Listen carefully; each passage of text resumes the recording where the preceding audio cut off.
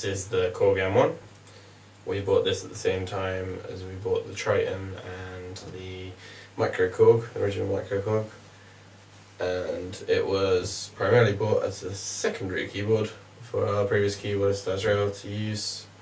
He basically was getting fed up of the PA50 not being particularly versatile when it comes to splits, and he needed to change sounds really quickly, pressing buttons to change and stuff like that. So we thought just be easier if you had two keyboards, you set sounds up on this one, sounds up on that one, and play together.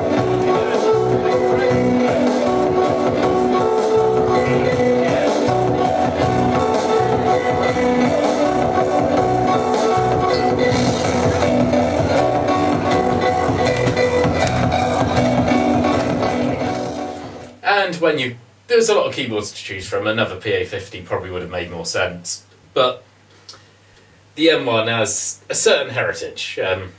You know, manufactured in 1988 onwards, the first sort of, not the first music workstation, but the first well-known music workstation. 250,000 of them sold worldwide, which I believe makes it the most successful synthesizer ever. And rightly so. One of the interesting features the M1 had was a card expansion slot. Yeah. So you could acquire additional sounds with, got a synth and orchestral card for expanding the range of sounds. And in more modern times on future Korg keyboards, people have always been asking, we want the M1 sounds, we want the M1 piano. It's like a 90s dance song. Wouldn't be a 90s dance song without the M1. Alphabeat have used it in Hole in My Heart.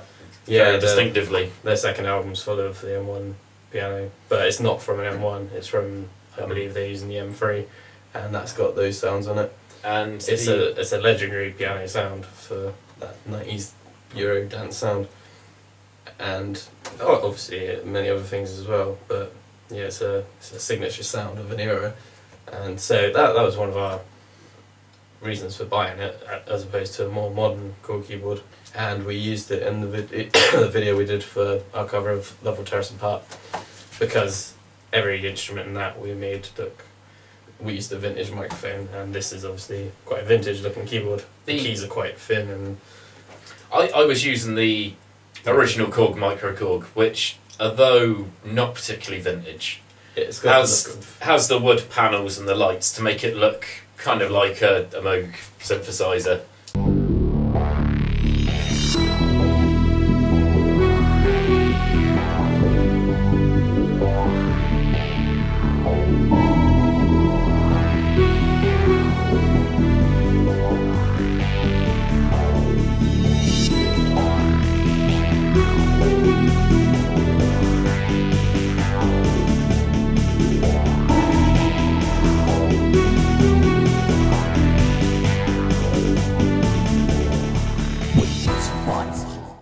Basically, when we stopped playing live in 2010, I started playing keyboard, and this was the thing I learnt on, basically, between the M50 and the M1.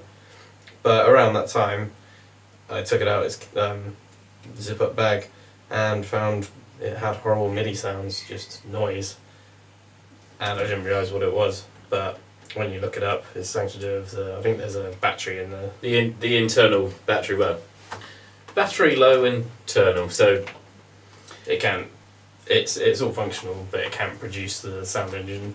After 24 years of solid use, the battery did. Which presumably can just be changed and it'll be back to full capacity. But some people just want the M1 sounds in the age of soft synths. So Korg created a soft synth version of it, which I've got. So although the M1 is dead, with a MIDI cable, which there are thousands to the of PC lengths of cable, now I can have the full M1 sounds back again using the M1 to play on. And that's one sound we're definitely using on the new album. So with this soft synth version of the M1, with the M1 to feel like you're actually playing it, we've got a whole keyboard again, and it sounds a little like this. So hitting a lamppost, which is very reminiscent for us of Eric Serra, the often collaborates with Luc Besson, If you think of the Leon the Professional or GoldenEye, the Bond movie, it just has that sound. I don't know whether he uses an M1, but he probably just hit big pieces of metal with and recorded it. But yes, it's a very cinematic sound, I think. And yeah, it's very nice looking. It's very matte black, very distinct. For its age, very few scratches either. Yeah, we haven't kept it in the best condition, and it was second hand when we bought it, obviously. And so yeah, it's I imagine this keyboard has got lots of tales to tell. It been for a few bands when we bought it. Yeah. The chap I bought it from on eBay was reluctant to part with it.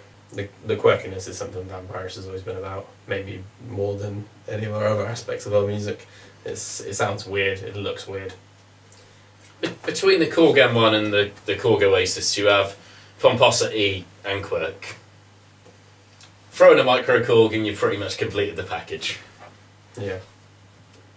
So that is the M1.